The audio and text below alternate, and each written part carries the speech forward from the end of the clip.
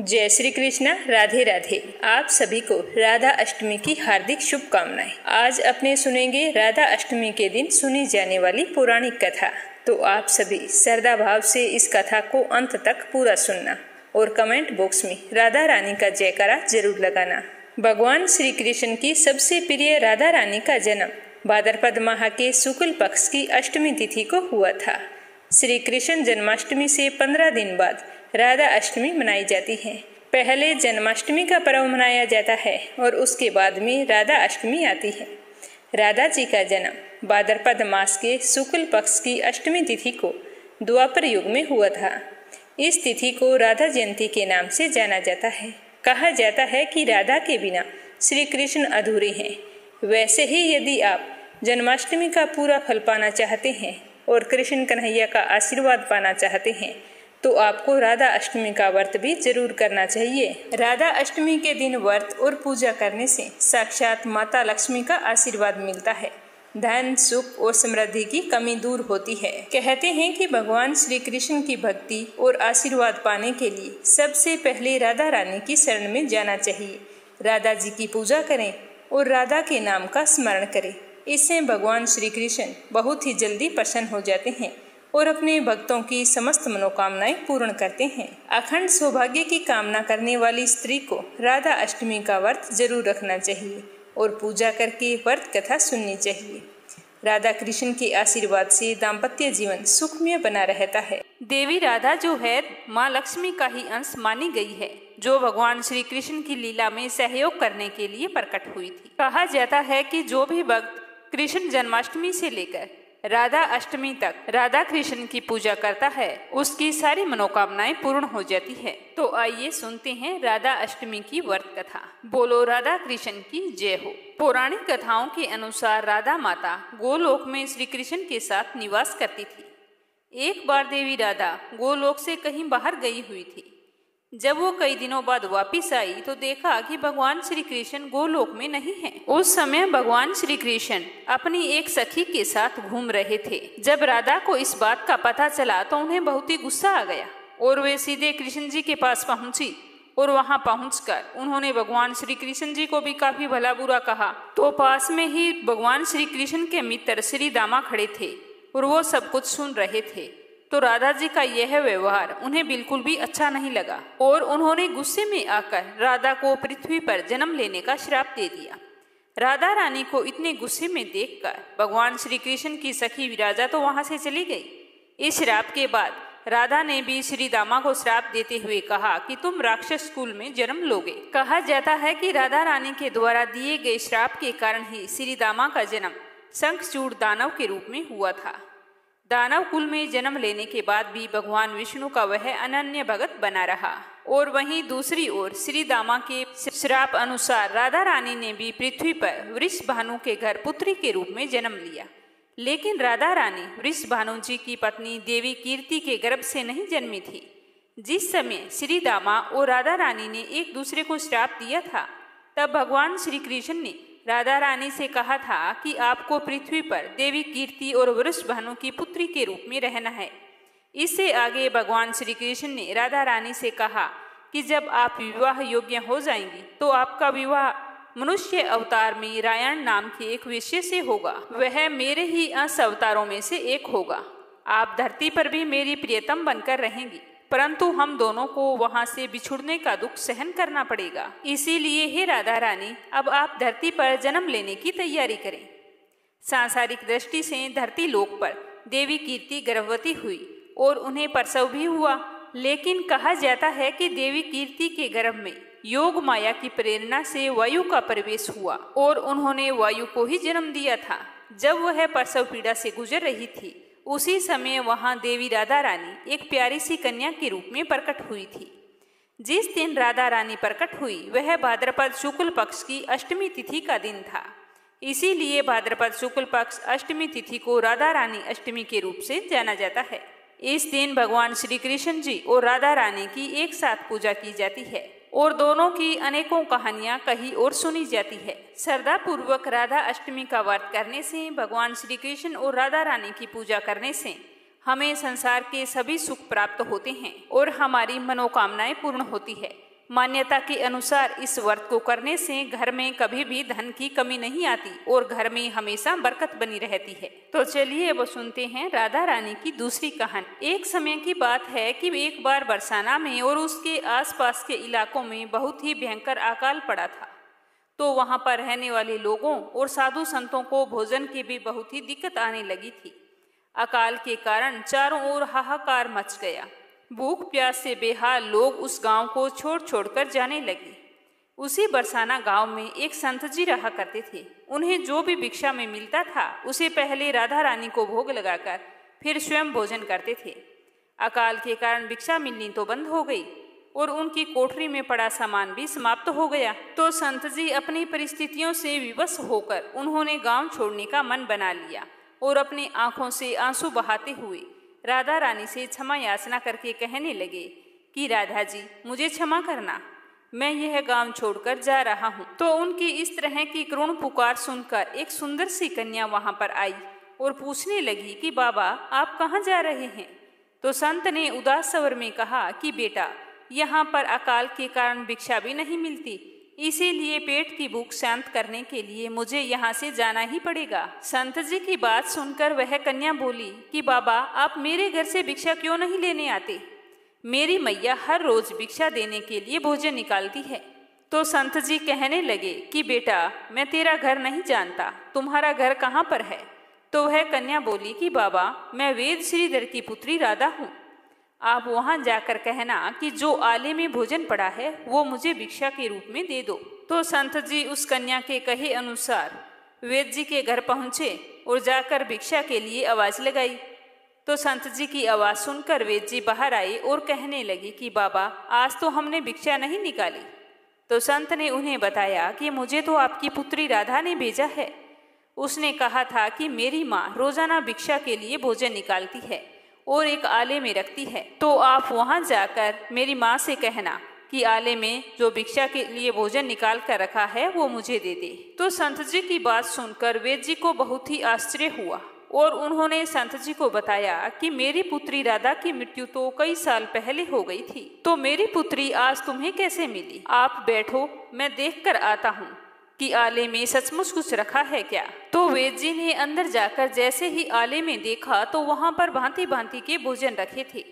वेद जी की पत्नी से पूछने पर वह कहने लगी कि तो मैंने तो यहाँ पर कभी भी भोजन नहीं रखा, तो यह भोजन यहाँ पर कैसे आया।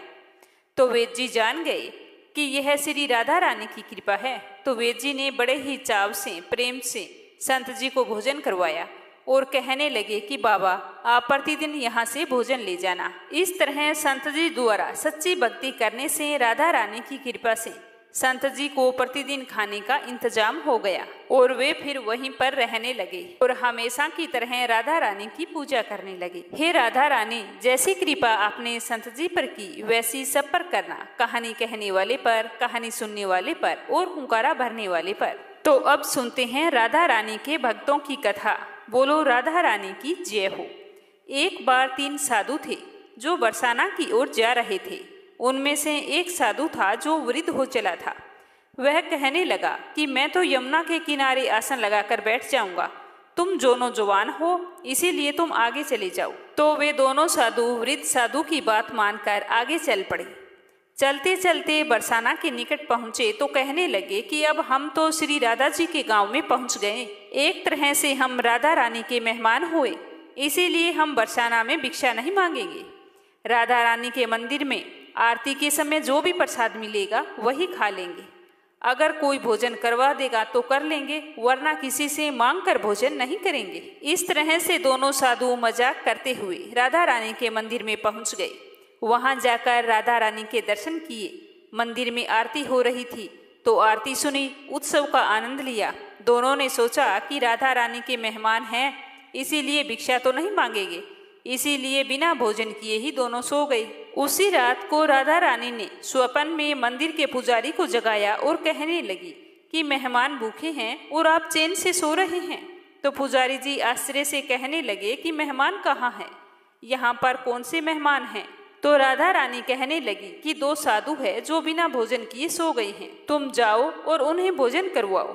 तो पुजारी जी जल्दी से उठे और साधुओं को ढूंढकर उन्हें जगाया और फिर पूछने लगे कि क्या आप श्री राधा जी के मेहमान हैं। तो वो दोनों मन ही मन सोचने लगे कि इसे कैसे पता चला।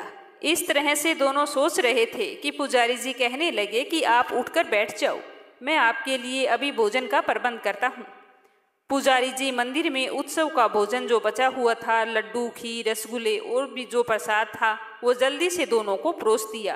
तो दोनों साधु साथ में भोजन कर रहे थे और मन ही मन सोच रहे थे कि हमने तो मजाक में कहा था कि हम राधा रानी के मेहमान हैं। राधा रानी ने तो हमें सचमुच मेहमान बना दिया और हम पर कृपा कर दी। भर पेट भोजन करके दोनों साधु राधा रानी का ध्यान करके सो गए। तभी दोनों साधुओं को एक ही समय एक जैसा स्वप्न आया। दोनों के सपने में राधा रानी आई और पूछने लगी कि भोजन करके क्या आपको तृप्ति हुई। तो दोनों साधुओं ने हाँ में हाँ भर दी। तो यह सुनकर राधा रानी मुस्कुराते हुए कहने लगी कि पुजारी जी ने तुम दोनों को भोजन तो करवा दिया, लेकिन पान के बीड़े का प्रसाद देना भूल गए हैं। इस तरह कहकर राधा रानी ने दोनों के सिरहाने पान का बीड़ा रख दिया। जैसे ही दोनों की आंख खुली तो अपने सिरहाने पान का बीड़ा देखकर दोनों बहुत ही आश्चर्यचकित हुए। इस तरह मजाक में कहे हुए शब्द भी राधा रानी ने सही साबित कर दिए और बिना मांगे दोनों को भरपेट भोजन भी करवा दिया। हे राधा रानी, आपकी जय हो। अब अगली कहानी सुनेंगे जब राधा रानी ने सेठ जी को दिए थे दर्शन। एक बार एक सेठ जी किसी काम से बरसाना गए हुए थे। उनका एक नियम था कि वो प्रतिदिन स्वयं भोजन करने से पहले एक संत जी को भोजन करवाते थे। सेठ जी ने भोजन के समय आकर नौकर से बोला कि जाओ किसी संत को ढूंढ कर लाओ। राधा रानी की कृपा से नौकर को भी कोई संत नहीं मिला, क्योंकि उस दिन सभी संत किसी न किसी भंडारे में गए हुए थे। तो नौकर को राधा रानी के मंदिर के बाहर एक पागल व्यक्ति मिला। तो उस पागल व्यक्ति को देखकर नौकर मन ही मन सोचने लगा कि अगर सेठ जी को संत नहीं मिला तो हमें भी भोजन नहीं करवाएंगे। इसीलिए उसने पागल व्यक्ति को बाजार में ले जाकर लाल रंग के कपड़े पहना दिए और गले में माला पहना दी और माथे पर तिलक लगा दिया। फिर कहने लगा कि मैं सेठ को बोल दूंगा कि तुम संत हो, तो सेठ जी तुम्हें भरपेट भोजन करवाएंगे और अच्छी दान दक्षिणा भी देंगे, पर तुम कुछ भी मत बोलना। मैं कह दूंगा कि यह तो मोनी बाबा है। तो इस तरह साधु के कपड़े पहनाकर उस पागल व्यक्ति को नौकर सेठ जी के पास ले गया। सेठ जी ने उसके अच्छे से चरण धोए, गर्मा गर्म भोजन उसके आगे परोस दिया। उस व्यक्ति ने अपने जीवन में पहली बार इतना अच्छा भोजन देखा था। भोजन देखते ही वह उसे उठाकर खाने लगा। तो सेठ जी ने उसे तो टोक दिया, कहने लगे कि तू तो नकली संत है, क्योंकि संत तो भोजन से पहले प्रार्थना करते हैं, उसके बाद में भोजन करते हैं। तो सेठ ने उसे भगा दिया। भिखारी रोता हुआ वहां से चला गया। सेठ जी ने श्री राधा जी से क्षमा मांगकर भोजन कर लिया। उधर भिखारी भूख के कारण रोता रहा। जब सेठ जी रात को सो गए तो राधा रानी ने दर्शन दिए और कहने लगी कि वैसे तो तू बड़ा दानवीर बना फिरता है, लेकिन तूने उस भूखे भिखारी को भोजन नहीं करवाया। तो सेठ जी कहने लगा कि हे राधा जी, वह संत नहीं था, वह तो एक पाखंडी था।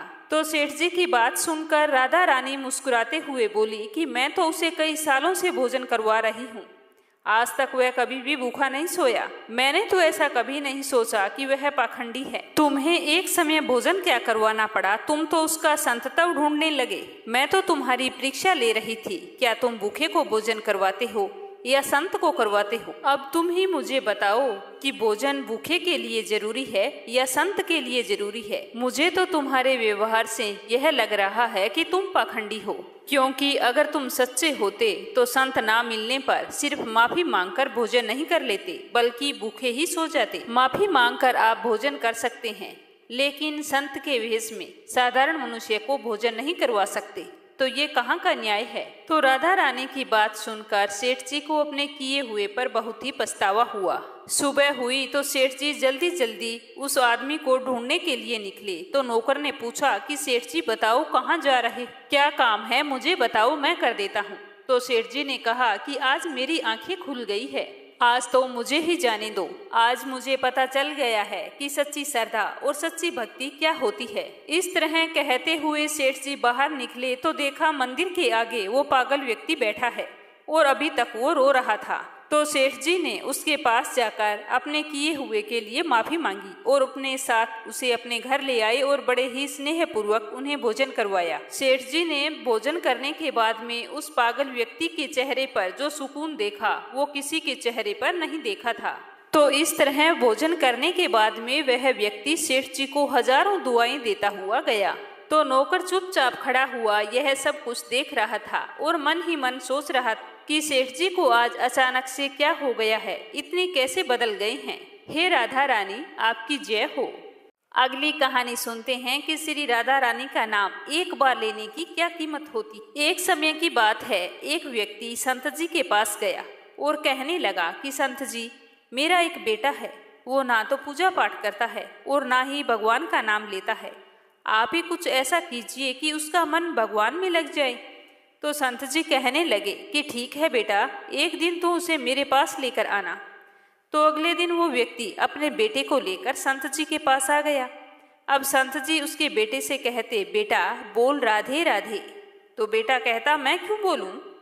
तो संत जी कहते, बेटा बोल राधे राधे। तो वो इसी तरह मना करता रहा और अंत में उसने यही कहा कि मैं क्यों कहूँ राधे राधे। बस उसके इस तरह कहते ही संत जी ने कहा कि बस अब ठीक है, जब तुम मर जाओगे और यमराज के पास जाओगे तब यमराज तुमसे पूछेंगे कि कभी भगवान का नाम लिया, कोई अच्छा काम किया, तब तुम कह देना कि मैंने जीवन में एक बार श्री राधा रानी के नाम को बोला है, बस एक बार।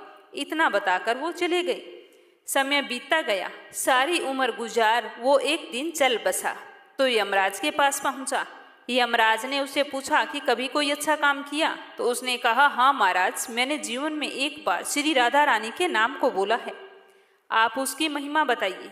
तो यमराज सोचने लगा कि एक बार नाम की महिमा क्या होगी, इसका तो मुझे भी पता नहीं है। तो यमराज बोले कि चलो इंद्र के पास चलते हैं, वही बताएंगे। तो वह व्यक्ति बोला कि मैं ऐसे नहीं जाऊंगा, पहले पालकी लेकर आओ, उसमें बैठकर जाऊंगा। तो यमराज ने सोचा कि ये बड़ी मुसीबत है।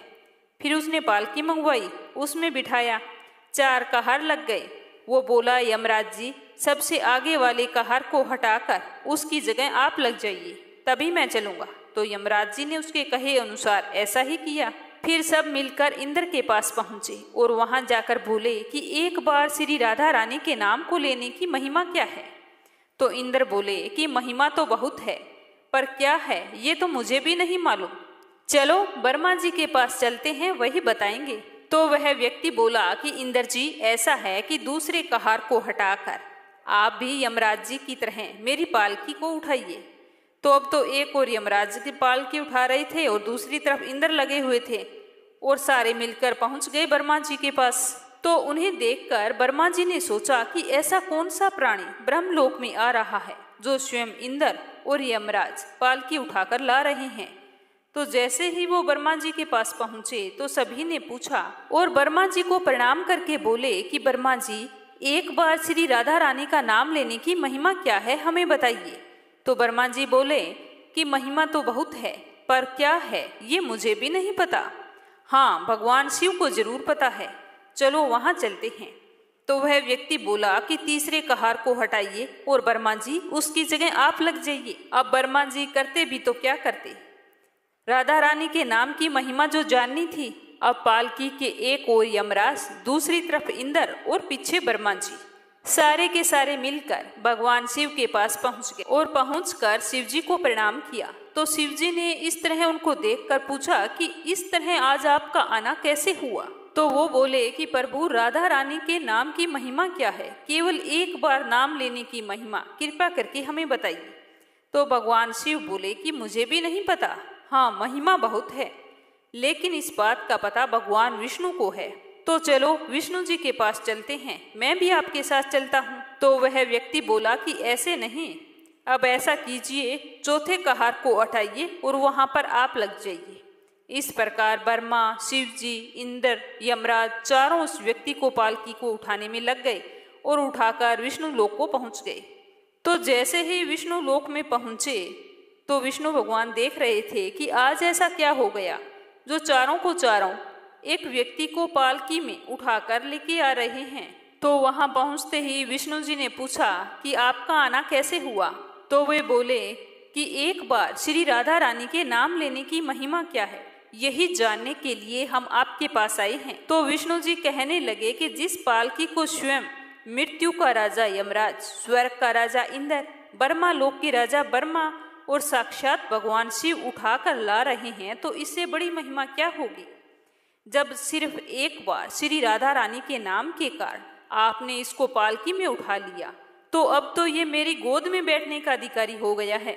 भगवान श्री कृष्ण ने स्वयं कहा है कि जो केवल रा बोलता है तो मैं सब काम छोड़कर खड़ा हो जाता हूँ, और जैसे ही राधा का पूरा नाम का उच्चारण करता है तो मैं उसकी ओर दौड़ लगा लेता हूँ। जो व्यक्ति राधा के नाम का जप करता है, मैं उसकी सारी मनोकामनाएं पूर्ण करता हूँ। राधा रानी की जय हो। अगली कहानी सुनते हैं बरसाने के एक संत की। एक समय की बात है, बरसाना में एक संत रहते थे। वो हर रोज सुबह उठकर यमुना जी में स्नान करके राधा जी के दर्शन करने जाया करते थे। यह उनका रोजाना का नियम था। जब तक वो राधा रानी के दर्शन नहीं कर लेते, तब तक वो जल भी ग्रहण नहीं करते थे। दर्शन करते करते उनकी उम्र 80 वर्ष के करीब हो गई। आज सुबह उठकर रोज की तरह स्नान करने के लिए गए। राधा रानी के दर्शन को मंदिर में चले गए। मंदिर के पट खुले और राधा रानी के दर्शन करने लगे। दर्शन करते समय संत के मन में एक भाव आया कि मुझे राधा रानी के दर्शन करते करते आज 80 वर्ष हो गए, लेकिन मैंने आज तक राधा रानी को कोई भी वस्त्र नहीं चढ़ाया।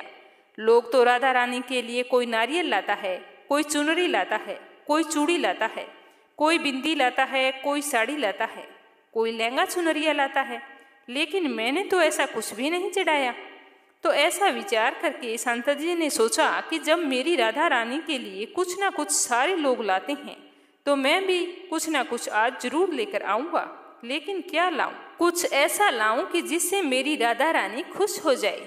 तो यह सोचकर संत जी अपनी कुटिया में आ गए। सारी रात सोचते सोचते सुबह हो गई। सुबह उठकर स्नान किया और अपनी कुटिया में ही राधा रानी के दर्शन पूजन किए। उस दिन वो मंदिर नहीं गई।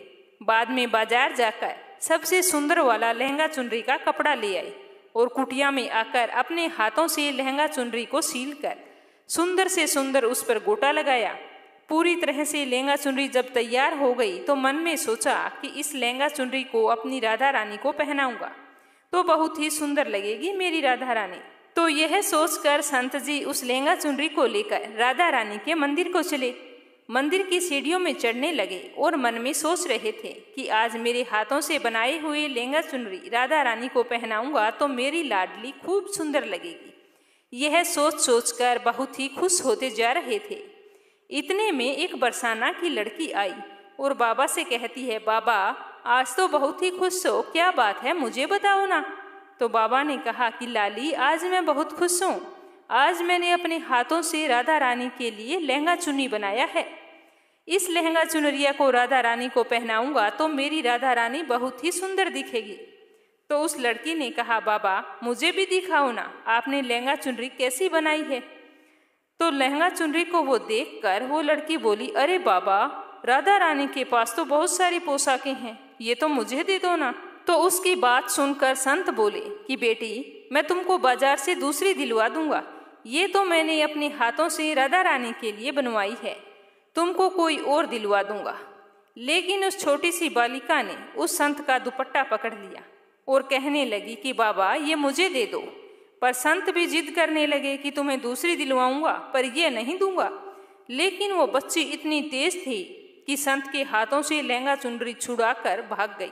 यह देखकर बाबा को बहुत ही दुख हुआ और सोचा कि मैंने आज तक राधा रानी को कुछ नहीं चढ़ाया, लेकिन जब आज मैं लेकर आया हूँ तो वो लाली लेकर भाग गई। मेरा तो जीवन ही बेकार है, अब मैं क्या करूँगा। यह सोचकर संत जी उसी सीढ़ियों में बैठे बैठे रोने लगे। इतने में दूसरे कुछ संत वहां पर आए और बोले कि क्या बात है बाबा, आप इस तरह रो क्यों रहे हो। तो बाबा ने उन संतों को पूरी बात बताई। तो संतों ने बाबा को समझाया और कहा कि आप दुखी मत होइए, कल दूसरा लहंगा चुनरी लेकर राधा रानी को पहना देना। चलो अब राधा रानी के दर्शन कर लेते हैं। तो इस तरह समझा बुझाकर दूसरे संतों ने बाबा को राधा रानी के दर्शन करने के लिए मंदिर में लेकर चले गए। रोना तो बंद हुआ, लेकिन मन बिल्कुल खराब था क्योंकि मनोकामना पूरी नहीं हुई। तो अनमने मन से राधा रानी का दर्शन करने जा रहे थे संत, और मन ही मन में ये सोच भी रहे थे कि मुझे लगता है कि किशोरी जी की इच्छा नहीं थी, शायद राधा रानी मेरे हाथों से बनी पोशाक पहनना ही नहीं चाहती। ऐसा सोचकर बड़े ही दुखी होकर जा रहे थे। मंदिर आकर राधा रानी के पट खुलने का इंतजार करने लगे और वहां पर बैठ गए। थोड़ी देर बाद में मंदिर के पट खुले तो संतों ने कहा कि बाबा, आज तो राधा रानी बहुत ही सुंदर दिखाई दे रही है। तो संतों की बात सुनकर जैसे ही बाबा ने अपना सिर उठाया तो देखा जो लहंगा चुनरी बाबा ने अपने हाथों से बनाई थी, आज तो राधा रानी ने वही पहन रखा है। तो बाबा बहुत ही खुश हो गए और राधा रानी से कहा कि राधा रानी, आपको इतना भी सब्र नहीं कि आप मेरे हाथों से मंदिर की सीढ़ियों से ही लेकर भाग गई? ऐसा क्यों किया आपने? सर्वेश्वरी श्री राधा रानी ने कहा कि बाबा, आपके भाव को देखकर मुझसे रहा नहीं गया, और ये केवल पोशाक ही नहीं, इसमें आपका प्रेम भी है। इसीलिए तो मैं खुद आकर आपसे लहंगा चुनरी छीन कर भाग गई थी। तो इतना सुनकर बाबा तो भाव विभोर हो गए और राधा रानी का गुणगान करने लगे और मन ही मन उस लड़की लाली का भी धन्यवाद करने लगे। प्रेम से बोलो राधे राधे। अगली कहानी सुनेंगे राधा रानी और दुर्वासा ऋषि की। एक समय की बात है, ऋषि दुर्वासा जी बरसाने गए हुए थे। उस समय श्री राधा जी अपनी सहेलियों के साथ खेल रही थी।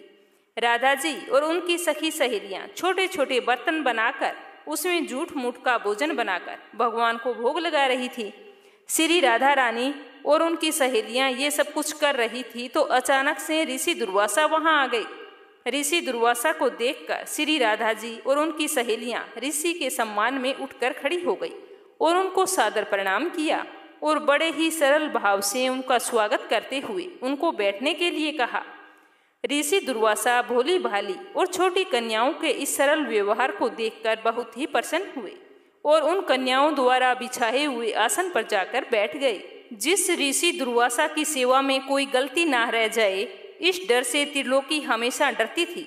उन्हीं दुर्वासा ऋषि की सेवा श्री राधा जी और उनकी सखियां बड़े ही सरलता और प्रेम भाव से कर रही थी और ऋषि दुर्वासा उन्हें देख देख कर सिर्फ मंद मंद मुस्कुरा रहे थे। फिर राधा जी की सखियां कहती है कि हे ऋषि देव, आपको पता है क्या, हमारी राधा रानी बहुत ही स्वादिष्ट लड्डू बनाती है और उन्हीं लड्डू से हमने भगवान को भोग लगाया है। अभी आपको प्रसाद के रूप में बांटा जाएगा। इसके बाद में राधा जी की सखियां जाकर राधा जी के बनाए हुए लड्डू का प्रसाद तो लाती है, परंतु वह तो लड्डू वृजराज का बना खेल खेल में बनाया हुआ झूठ मूठ का लड्डू था। तो यह देखकर दुर्वासा ऋषि उनके भोलेपन पर बहुत ही अभिभूत हो गए और हंसने लगे। हंसकर कहते हैं कि हे प्यारी देवियों, क्या मैं इस प्रसाद को ग्रहण कर सकता हूँ?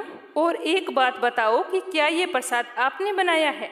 ऋषि दुर्वासा के इस प्रश्न पर सारी सखियां एक साथ एक ही स्वर में बोली कि जी हाँ ऋषि देव, ये प्रसाद हमारी प्यारी श्री राधा जी ने बनाया है और हम दावे के साथ कहते हैं कि ऐसा लड्डू आज तक आपने कभी नहीं खाया होगा।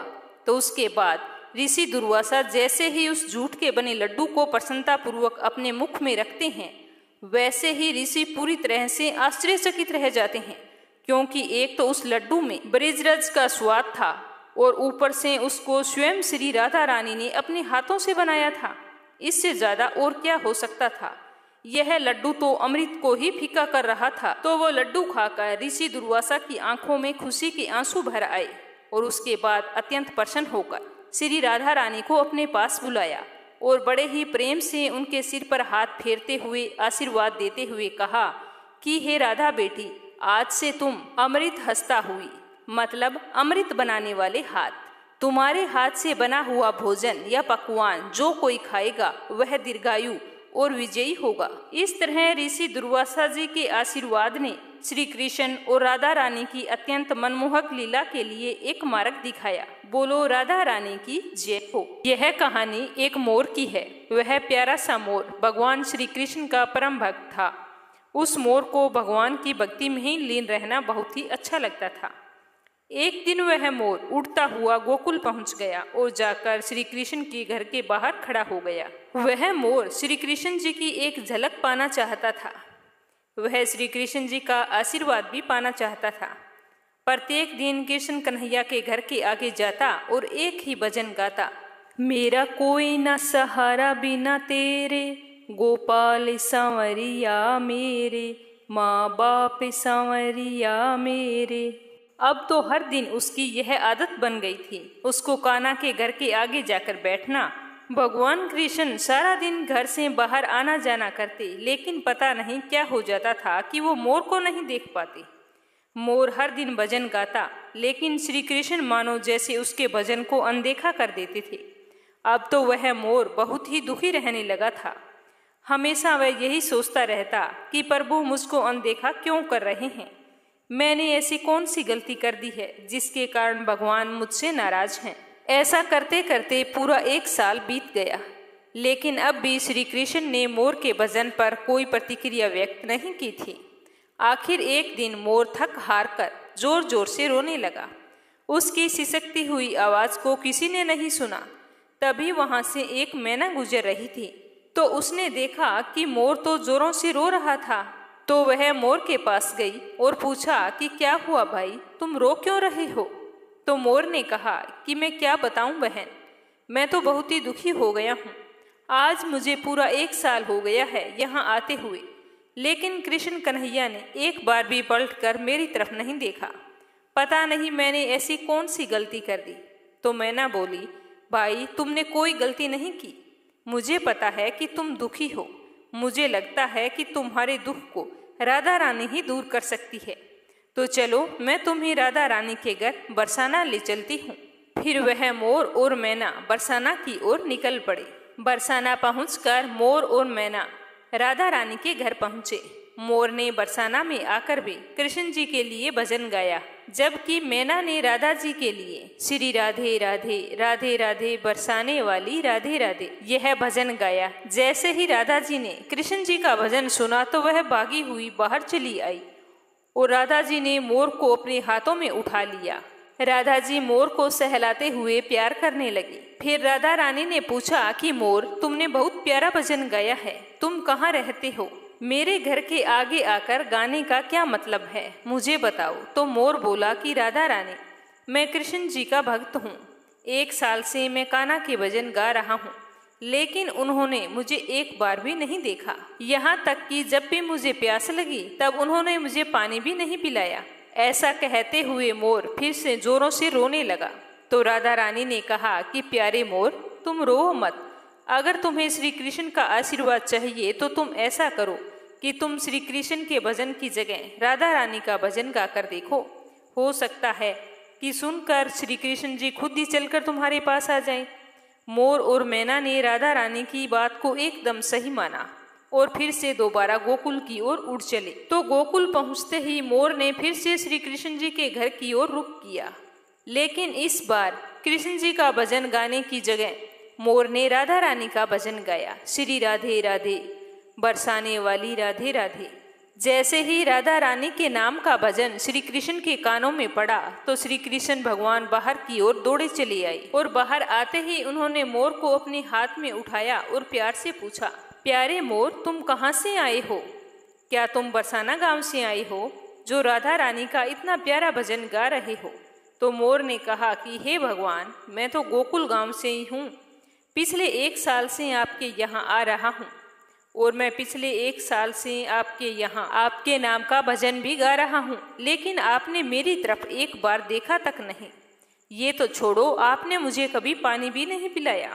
तो श्री कृष्ण भगवान ने कहा कि प्रिय मोर, तुम्हारी बात एकदम सही है। मैंने तुम्हें पानी तक का भी नहीं पूछा और इसके लिए मैं पाप का भागीदार हूँ, लेकिन तुम पुण्य आत्मा हो। तुमने सबसे बड़ा पुण्य का काम यह किया है कि तुमने राधा रानी का नाम लिया है। इसी पुण्य काम के लिए आज से हमेशा के लिए तुम मेरे दिल में बस गए हो। आज से तुम्हारा स्थान मेरे सिर पर होगा। यह कहकर कृष्ण कन्हैया ने मोर का गिरा हुआ एक पंख उठाया और उसे अपने मुकुट पर सजा लिया। बस उसी दिन से लेकर आज तक कृष्ण कन्हैया के माथे पर सदैव मोर पंख विराजमान रहता है और सभी मोर पंख को बहुत ही पवित्र मानते हैं। अब सुनते हैं राधा रानी की एक अंतिम कहानी। इस कहानी के बिना तो सारी पूजा पाठ अधूरी रहती है। एक समय की बात है जब राधा जी को यह पता चला कि कृष्ण जी पूरे गोकुल में माखन चोर कहलाते हैं तो यह बात उन्हें बहुत ही बुरी लगी। तो उन्होंने कृष्ण कन्हैया से कहा कि चोरी करना छोड़ दे। पर कृष्ण जी तो अपनी माँ की नहीं सुनते थे तो अपनी प्रियतमा की कहाँ से सुनेंगे। उन्होंने माखन चोरी की लीला को जारी रखा। तो एक दिन राधा कृष्ण जी को सबक सिखाने के लिए उनसे रूठ गई। अनेकों दिन बीत गए पर वो कृष्ण जी से मिलने के लिए नहीं आई। जब भी कृष्ण कन्हैया उन्हें मनाने के लिए गए तो उन्होंने बात करने से इनकार कर दिया। तो अपनी राधा को मनाने के लिए इस लीलाधर को एक लीला सूझी। ब्रिज में लीला गोदने वाली स्त्री को लाली हरण कहा जाता है।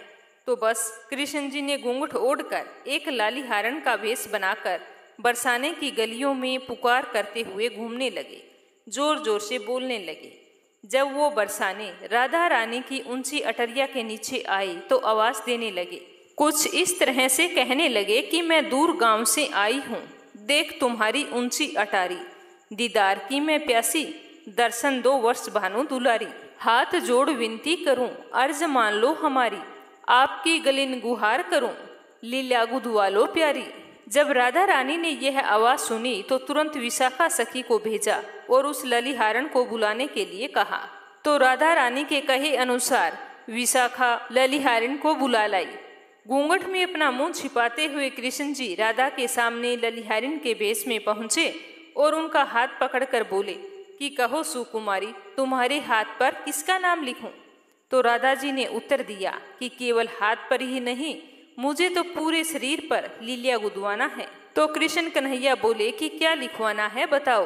तो राधा रानी कहने लगी कि माथे पे मनमोहन लिखो, पलकों पे पीताम्बर धारी, नासिका पे नटवर लिख दो, कपोलों पे कृष्ण मुरारी, अधरों पे अच्युत लिख दो, गर्दन पे गोवर्धन धारी, कानों में केशव लिख दो, भरकुटी पे चार भुजाधारी, गुद्दाओं पे ग्वाल लिख दो, नाभि पे नाथ नथैया, बाहों पे लिख दो बनवारी, हथेली पे दाऊजी के भैया, नखों पे नारायण लिख दो, पैरों पे जगपालन हारी, चरणों में चिच्चोर लिख दो, मन में मोर मुकुटधारी, नैनों में तू गोद दे रे, नंद नंदन की सूरत प्यारी, रोम रोम पे लिख दे मेरे रसिया रास बिहारी। जब यह कृष्ण कन्हैया ने सुना राधा अपने रोम रोम पर मेरा नाम लिखवाना चाहती है तो वो तो खुशी से बोरा गए और उन्हें अपनी सुध भी नहीं रही।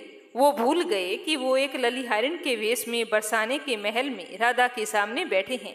वो तो खड़े होकर जोर जोर से नाचने लगे। उसे इस तरह नाचता हुआ देखकर राधा जी सोचने लगी कि आज ललिहारिन को क्या हो गया है।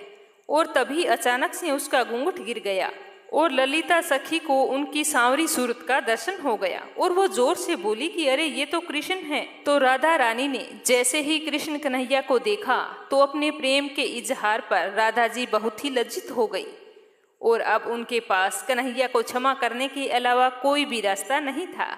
और कृष्ण जी भी राधा का अपने प्रति अपार प्रेम जानकर गदगद और भाव विभोर हो गए। बोलो राधा रानी की जय हो, बोलो कृष्ण कन्हैया की जय हो।